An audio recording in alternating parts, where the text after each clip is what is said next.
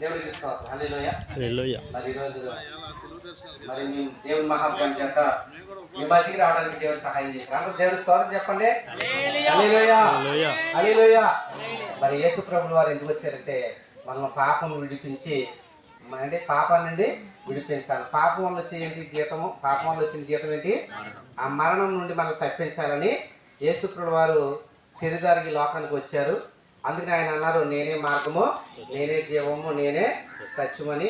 అదే ఒక ప్రాంతానికి అంటే మీ ఊరు రావడానికి పాస్గా చెప్పారు, 2 దారులు ఉన్నాయి, వాళ్ళని దారి అంటే మేము వచ్చామని చెప్పారు. అలాగే మరి మేము మీ ఊరు రావడానికి, అలాగే పరలోకం దారి, ఒక దారి అంటే ఒక ప్రాంతం వెళ్ళాలంటే మీ ఊరు రావడానికి మాకు దారి తెలియదు.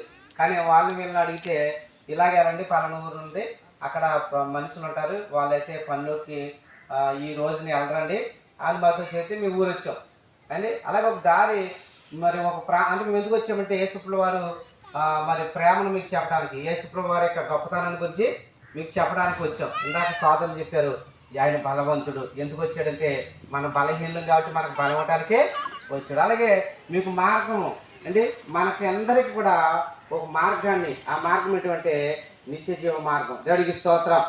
ఆ మార్గం అంటే నిత్య జీవాన్ని పొందుకోవాలంటే అది మరి యేసుప్రభువు వారు ఏం చేసేది తెలుసా? తన రక్తాన్ని మన కొరకు సిందించాడు. అందులో రక్తం ఇందాక పాట పాడుకున్న అమూల్యమైన రక్తము.